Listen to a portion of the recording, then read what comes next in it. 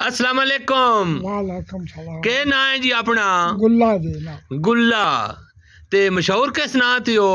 गुल मोहम्मद मैं सदन अच्छा घोड़े वाला मशहूर। अच्छा, घोड़े वाला मशहूर। घोड़े वाला। ते ए कितनी थोड़ी उम्र हो गई है? उम्र मेरे ढेर है। ढेर फिर भी कोई 9 साल तो टप्पी हो। जी 9 साल तो टप्पी हो। ढेर टप गई हुई है। हाँ। कितना ये मुश्किल 95 एक साल होनी है। इन्हें गाला ते ये हिकमत कितने साल तो कर दे हो?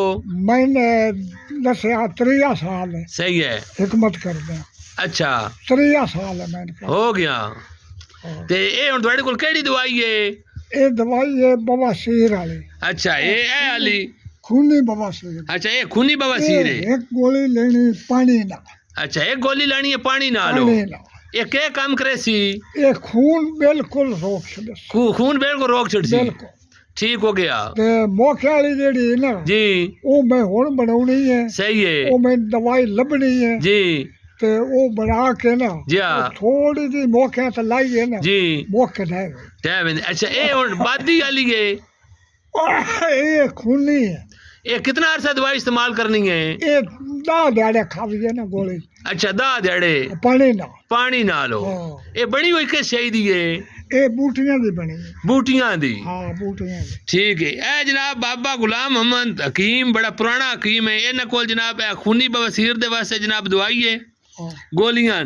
जेड़ा बंदा 10 दिहाड़े खावे पानी दे नाल इंशाअल्लाह जनाब खूनी बवासीर जेड़ी है वो जनाब खत्म हो वेंदी। बिल्कुल। असी जनाब आज बाबे गुलाम मोहम्मद उर्फ गुल्ला घोड़े वाला बाबे रां दे कोल असी मौजूद है जनाब। ते असी आज बाबे दे घर आए हैं तोड़। अच्छा। सिर्फ ये अब साथियां दे वास्ते क्योंकि साडी अगे बहुत सब दिया। ए बाबे दी वीडियो अगे बड़ी वायरल हुई है यूट्यूब ते जनाब। ते बड़े बड़े जनाब साडे कोल कमेंट आए नो। हाँ।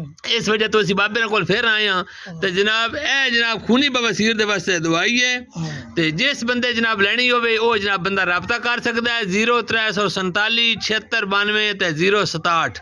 ये जनाब साडा फोन नंबर है। साडे ते राबता कर सो असी इंशाल्लाह बाबे नाल राबता करके बहुत बड़े पुराने हकीम ते फिर ये जनाब यूट्यूब ते अगे बड़े वायरल हैं बाबे होरी।